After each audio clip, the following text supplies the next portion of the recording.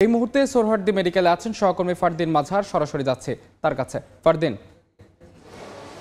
জুলাই আন্দোলনের শহীদ জসিমের কন্যা লামিয়া গত মার্চে গণধর্ষণের শিকার হয়ে নিজে বাদী হয়ে আসামিদের বিরুদ্ধে মামলা করার পর গতকাল রাতে সেক্ষেত্রে তার নিজ বাসায় আত্মহননের চেষ্টার পর সোহরাওয়ার্দী উদ্যানে নিয়ে আসার পর কর্তব্যরত চিকিৎসক তাকে মৃত ঘোষণা করেন এবং তিনি নিজেই জুলাই আন্দোলনে শহীদ হয়েছিলেন তার বাবা, এবং তারপর তার এই উক্ত ঘটনার পর তিনি প্রচণ্ড মানসিকভাবে ভেঙে পড়লেও তিনি নিজে উদ্যোগী হয়ে আসামিদের বিরুদ্ধে মামলা করেন এবং মামলায় তারা গ্রেপ্তার হলেও তিনি অনেকটা পথ চেষ্টা করার পরে গতকাল রাতে তার এই ধরনের দুর্ঘটনা ঘটেছে বলে তার পরিবার জানায়। এবং আমরা জানার পরে আমরা এখানে আসার পরে তার পরিবারের মানুষদের সঙ্গে আহাজারি দেখতে পেয়েছি এবং পরিবারের মানুষ এবং এখানে এসে দেখতে পেরেছি সুরতা হলের পর এখানেই সোহরাওয়ার্দী মেডিকেল কলেজে তার ময়নাতদন্ত করা হবে কিছুক্ষণের মধ্যে, এবং ময়নাতদন্তের পর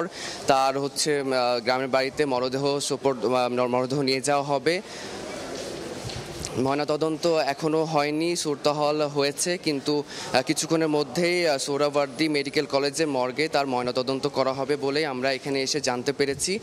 আর আমরা আরও জানতে পেরেছি যে গতকাল রাতে যখন তিনি ঘটনা ঘটিয়েছিলেন তার আগ দিয়েই তিনি আবার জুলাই শহীদ স্মৃতি ফাউন্ডেশনে তিনি কথা বলেছিলেন। তো তার এই আত্মহত্যাটি কতখানি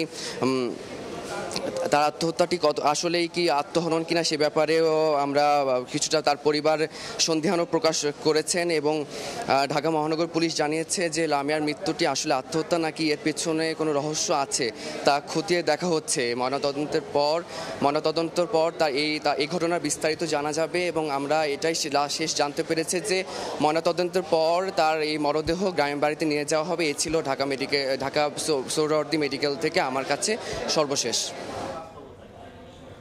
সরাসরি যুক্ত ছিলাম সোহরাওয়ার্দী মেডিকেলে।